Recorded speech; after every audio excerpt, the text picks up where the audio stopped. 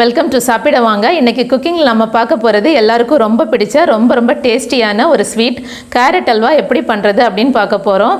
Carrot பிடிக்காதவங்க யாருமே இருக்க மாட்டாங்க. ஆனாலும் இந்த மாதிரி டிஃப்ரெண்ட்டான டிஷ்ஷஸ் செஞ்சு கொடுக்கும்போது ரொம்பவே ஆசையாக சாப்பிடுவாங்க.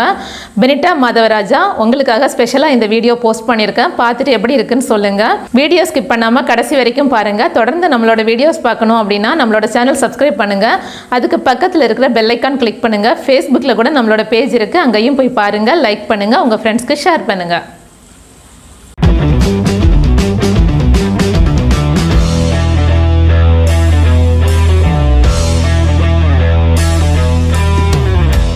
கேரட் அல்வா பண்ணுறதுக்கு இன்றைக்கி 4 கேரட் எடுத்திருக்கேன்.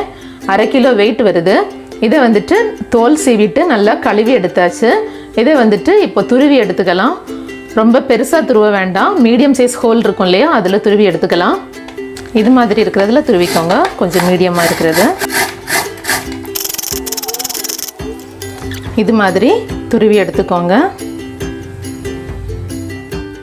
ஸ்டவ்வில் கொஞ்சம் அகலமான ஒரு பேன் வச்சுக்கோங்க. அதில் வந்துட்டு 2 டேபிள் ஸ்பூன் நெய் சேர்த்துக்கோங்க.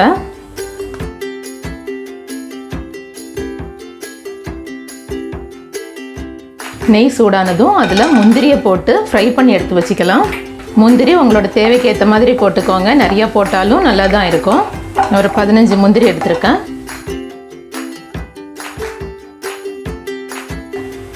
முந்திரி பாதி ஃப்ரை ஆனதும் அது கூடவே கொஞ்சமாக பாதாம் கட் பண்ணி வச்சுருக்கேன், இதையும் சேர்த்திக்கலாம். உங்ககிட்ட என்ன நட்ஸ் இருந்தாலும் நீங்கள் சேர்த்துக்கலாம். வெள்ளரி விதை, பிஸ்தா இந்த மாதிரி இருந்தால் கூட நீங்கள் அதையும் சேர்த்துக்கலாம். இப்போ இது நல்லா ஃப்ரை ஆகிடுச்சு. இதை எடுத்து தனியாக வச்சுக்கலாம். இப்போ மீதம் இருக்கிற நெய்யில் கேரட்டை போட்டுக்கலாம். இந்த கப்புக்கு 4 கப் கேரட் வருது எனக்கு. நீங்களும் ஏதாவது ஒரு கப்பில் மெஷர் பண்ணி எடுத்துக்கோங்க. இப்போ அந்த நெய்யில் அந்த கேரட்டை நல்லா மிக்ஸ் பண்ணி விட்டுக்கலாம். 5லேருந்து 7 நிமிஷம் வரைக்கும் கைவிடாமல் நல்லா கிளறி விடுங்க. கிளறி விட்டுட்டே இருக்கணும், இல்லாட்டின்னா அடி பிடிச்சிடும். ஒரு 50% இப்போ கேரட் வெந்துடுச்சு. இது கூடவே நாம் காய்ச்சி ஆற வச்சுனா பால் சேர்த்துக்கலாம். 4 கப் கேரட் அப்படின்னா 2 கப் பால் சேர்த்துக்கோங்க. நல்லா மிக்ஸ் பண்ணி விட்டுட்டு பால்லையே வேக விட்டுடலாம். ஊற்றின பால் முழுசாக வத்துற வரைக்கும் நல்லா கிளறி விட்டுட்டே இருங்க. இன்னும் கொஞ்சம் பால் நல்லாவே ட்ரை ஆகணும், அது வரைக்கும் நல்லா கிளறி விடலாம்.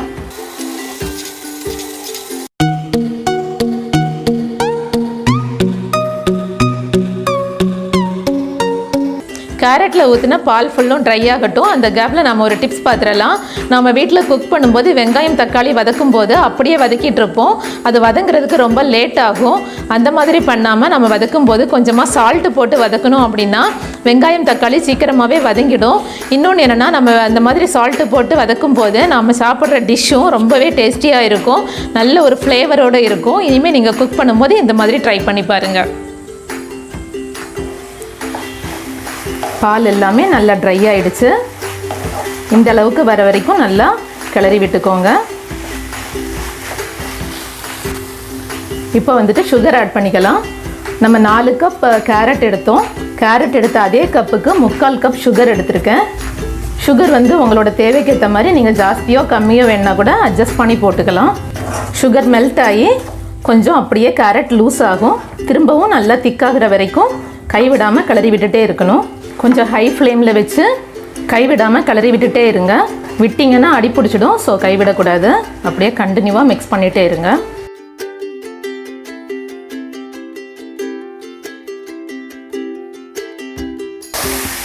கேரட்டில் இருந்த தண்ணி எல்லாமே நல்லா ட்ரை ஆகிடுச்சு.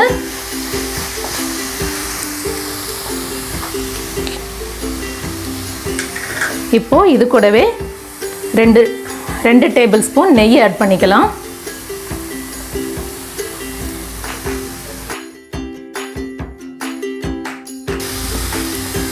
நல்லா மிக்ஸ் பண்ணியாச்சு. இப்போ இது கூடவே ஒரு பிஞ்ச் அளவுக்கு ஏலக்காய் தூள், கொஞ்சமாக குங்குமப்பூ ஆப்ஷனல், உங்கள்கிட்ட இருந்தால் சேர்த்துக்கலாம், இல்லாட்டினா ஸ்கிப் பண்ணிக்கலாம். போட்டுட்டு நல்லா மிக்ஸ் பண்ணி விட்டுக்கலாம்.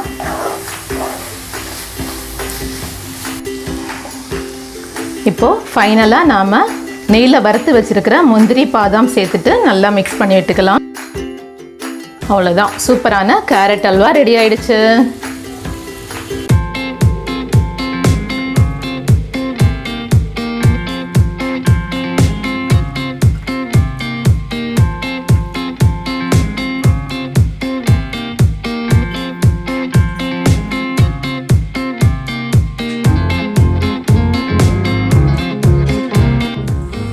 ரொம்பவே சூப்பராக கேரட் அல்வா ரெடி ஆகிடுச்சு. இது மாதிரி நீங்களும் வீட்டில் ட்ரை பண்ணுங்கள். எப்படி இருக்குன்னு கமெண்டில் சொல்லுங்கள். இந்த டிஷ் பிடிச்சிருந்தால் லைக் பண்ணுங்கள், உங்கள் ஃப்ரெண்ட்ஸ்க்கு ஷேர் பண்ணுங்கள். டேஸ்டியாக சாப்பிடுங்க, ஹெல்த்தியாக இருங்க.